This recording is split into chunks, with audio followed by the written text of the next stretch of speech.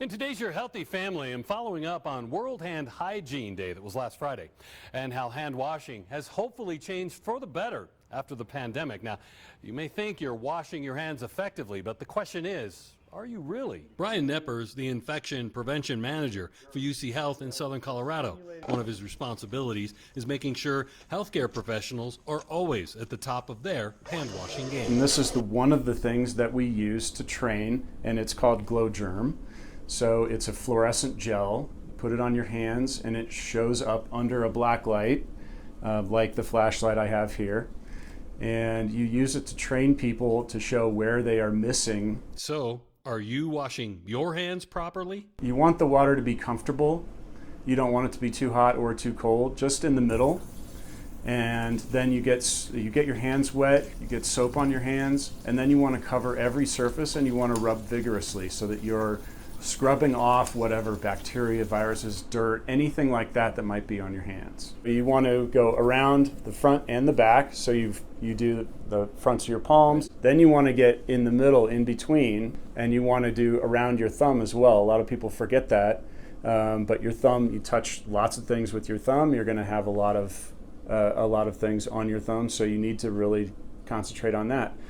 And then there's a couple other things that you can really do if you want to get really into it. You can interlock your fingers like this, and you can rub there, and then you can go one on top of the other to really get the back of your hand, like that. How often should we be washing our hands? And the answer is as often as possible. Certainly wash your hands before you eat something. You should certainly wash your hands after you use the bathroom. That's an important time for everybody. And what if only cold water is available? So the important thing with hand washing is mechanically to remove the bacteria or viruses or whatever is on your hand. So it's the motion of rubbing that is the most important thing. So if you have cold water and that's all you've got, and you've got some soap that is expired, it's still going to be better than not washing your hands. Finally, when you're done, don't ruin all your good work. Leave the water on when you finish, dry your hands off with a paper towel, and then use that to turn off the faucet. Because the faucet handles are probably not clean. You just use them with your dirty hands to turn on the water, so they're not clean. You want to use the paper towel in order to turn that off. Yeah. And then maybe keep that towel if you're exiting a bathroom? Always. You explain that to me. When I walk out of a bathroom, I have the paper towel in my hand and I use it to open the door so that I'm not recontaminating my hands immediately after doing all of that to wash my hands and get them clean. And hand sanitizer, let's talk about, just quickly explain to me hand sanitizer. Mm-hmm. So maybe you're in your car, you're about to eat something, you don't have soap and water. It's better to sanitize your hands even if you don't have access to soap and water. Definitely sanitize your hands because it's going to kill bacteria and viruses that are on your hands. It doesn't kill everything, but it kills most everything that can make you sick. So, by way of review, this is Glow Germ Gel, and we use it to demonstrate hand washing. We use it to teach people how to properly wash their hands and also to demonstrate how germs can cover your hands without you even knowing it. So you take a dime-sized amount, put it on your hand, just like that. And then you rub it just like you were using hand sanitizer or soap and water, anything like that. Okay. So you go around here, on the backs of your hands, in between. So these are germs, simulated germs. Simulated germs, exactly. In fact, on the package it says simulated germs. Okay. So you go here and you try to get all of your surfaces covered. And then this will show up. It's invisible right now, but it'll show up under a black light if we turn the lights off. So there we have my whole hands covered with simulated germs. All right, got it on the backs there. You can see on my nails there, it really shows up.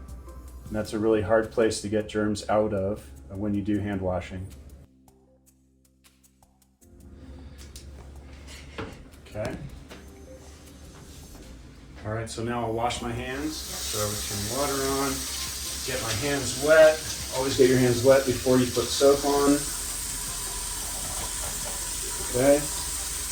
And then I'll wash my hands for 20 seconds That's 2 times through the happy birthday song, 1 time through ABC or Twinkle Twinkle Little Star.